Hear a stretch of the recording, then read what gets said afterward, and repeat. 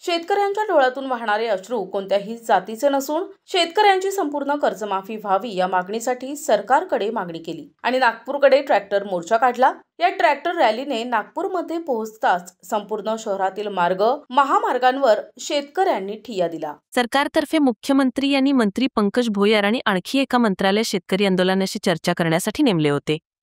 त्या चर्चेच्या परिणामी आज दिनांक 30 ऑक्टोबर रोजी शेतकरी बांधवांचे प्रतिनिधी मंडळ सरकारतर्फे मुंबईला बोलवण्यात आले आहे। दरम्यान अचानक या आंदोलनात मराठा आंदोलनाचे प्रमुख पात्र आणि नेते मनोज जरांगे पाटील समृद्धी महामार्गावरून नागपूर येथे पोहोचले।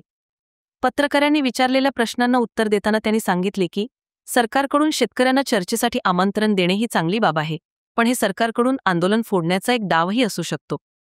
त्यामुळे शेतकरी बांधव आणि त्यांचे नेतृत्व करणाऱ्यांनी सावध राहणं गरजेचं आहे।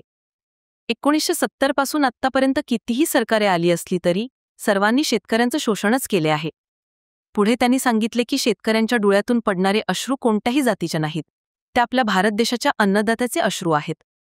ते स्वतःही शेतकरी आहेत, म्हणूनच शेतकरी बांधवांच्या समर्थनासाठी आंदोलनस्थळी पोहोचले आहेत। ते सदैव मराठा समाजाला न्याय मिळवून देण्यासाठी लढले आहेत आणि पुढेही लढत राहतील। पण शेतकरी हा या देशाची कणा आहे, ती तुटू नये हे सर्वांचे पहिले कर्तव्य आहे। शेतकऱ्यांच्या शेतात उभी पिके अतिवृष्टीमुळे वाहून गेली आहेत, शेतकरी कर्जबाजारी झाला आहे। अशावेळी सरकारचे पहिले कर्तव्य म्हणजे शेतकऱ्यांना संपूर्ण कर्जमुक्ती देणे। देवेंद्र फडणवीस यांची सवय डाव टाकण्याची आहे आणि त्यांनी तो डाव टाकलाच आहे। प्रतिनिधी जावेद खान, NTV न्यूज मराठी, नागपूर।